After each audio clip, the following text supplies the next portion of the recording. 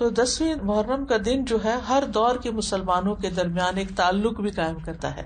صحابہ نے رکھا، پھر تابعین نے، پھر تبع تابعین نے، پھر امت کے باقی نیک لوگوں نے، پھر آج ہم بھی رکھ رہے ہیں. تو ہم سب کا ایک کنیکشن ہو جاتا ہے، نیکی کے کام میں ایک تعلق ہو جاتا ہے، اور ہمارا جو ایک ایمانی بھائی چارہ ہے اس کو وہ عملاً ثابت کرتا ہے.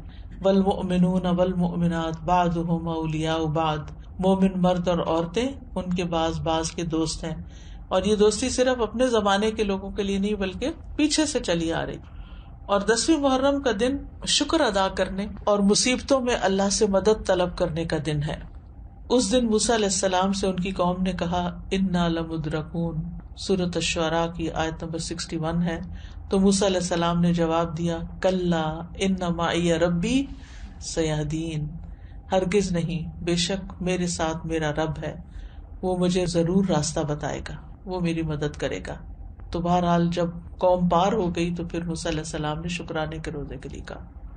جاہلیت میں لوگ اس دن کی تعظیم کرتے تھے اور اس دن کعبے کا غلاف پہناتے تھے، یعنی یہ دن انہوں نے کعبے پر غلاف پہنانے کے لیے خاص کیا ہوا تھا. حضرت عائشہ کہتی ہیں کہ لوگ رمضان کے روزے فرض ہونے سے پہلے عاشورہ کا روزہ رکھتے اور اس روز کعبہ کو غلاف پہنایا جاتا تھا. تو بہرحال 10ویں محرم کا روزہ تعظیمی اور شکرانے کا روزہ ہے، اور یہ ایک یاد دہانی ہے کہ کس طرح اللہ تعالیٰ نے موسیٰ علیہ السلام کو نجات دی اور ان کے دشمنوں کو ہلاک کیا. اور یہ اس بات کی بھی یاد دہانی ہے کہ اللہ تعالیٰ کس طرح مومنوں کی مدد کرتا ہے اور مومنوں کے دشمنوں کو غارت کر دیتا ہے. اس مہینے میں کچھ بدعات وغیرہ بھی رائج ہیں، اور کچھ لوگوں نے اس مہینے کو حضرت حسین رضی اللہ تعالیٰ عنہ کے ساتھ خاص کر دیا ان کی شہادت کے واقعے سے. ان کی شہادت تو بعد میں ہوئی، اور یہ جتنی باتیں میں نے آپ کو بتائی ہیں یہ ان سے پہلے کی ہی ہمارے دین میں موجود ہیں. تو ہمیں یہ دیکھنا چاہیے کہ شہادت جو ہے وہ حضرت عمر کی بھی ہوئی ہے، حضرت عثمان کی بھی ہوئی ہے، حضرت علی کی بھی ہوئی ہے، حضرت حسین رضی اللہ عنہ کی بھی ہوئی ہے، ان کے گھر والوں کی بھی ہوئی ہے، اور بھی امت میں بہت سے لوگوں کی ہوئی. جنگ بدر میں کچھ لوگ شہید ہوئے، جنگ احد میں بہت سے لوگ شہید ہوئے. تو شہادت تو ایک بہت اعلیٰ درجے کا مقام ہے، اور جو اللہ تعالیٰ کے پاس شہید ہو کر پہنچتے ہیں یستبشرون بنعمت من اللہ، وہ اللہ کی نعمتیں جو ان کو وہاں ملتی ہیں ان پر خوش ہوتے ہیں.